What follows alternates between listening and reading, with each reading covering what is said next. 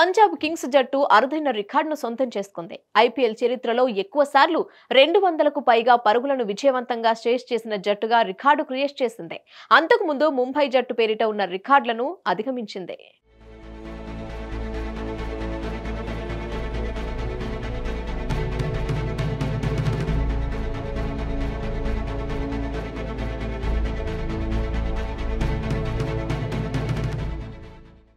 April 4వ తేదీన గుజరాత్లోని నరేంద్ర మోదీ స్టేడియంలో జరిగిన ఐపీఎల్ మ్యాచ్ అభిమానులకు అంతులేని ఆనందాన్ని అందించింది.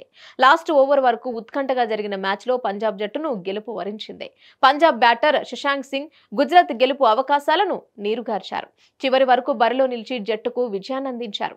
ఈ ఉత్కంఠ విజయం సాధించడం ద్వారా పంజాబ్ జట్టు అరుదైన ఐపీఎల్ రికార్డును సొంతం చేసుకుంది. అత్యధిక సార్లు 200 పైగా నమోదు స్కోర్లను చేజ్ చేసిన జట్టుగా చరిత్ర సృష్టించింది. గతంలో ముంబై ఇండియన్స్ పేరిట ఉన్న ఈ రికార్డును బ్రేక్ చేసింది. 200 పరుగుల లక్ష్యాన్ని ముంబై ఇండియన్స్ జట్టు 5 సార్లు విజయవంతంగా చేరుకుంది.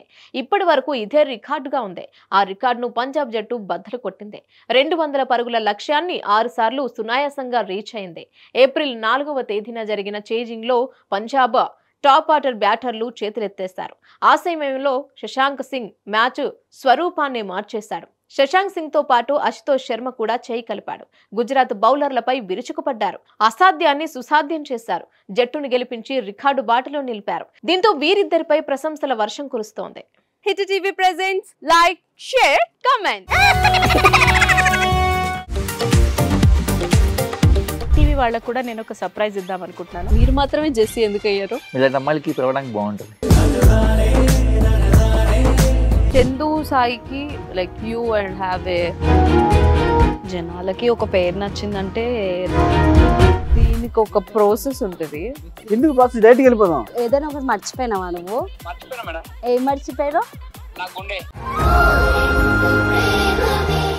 ఏదో ఆ టైంకి మన సుడి బాగుంటే ఎవరన్నా చూపిస్తే రాయగలం కానీ డోర్ టు డోర్ సేల్స్ చేసేవాళ్ళు. శారీ వస్తుంది, శారీలో వెనకాల కట్టుకుని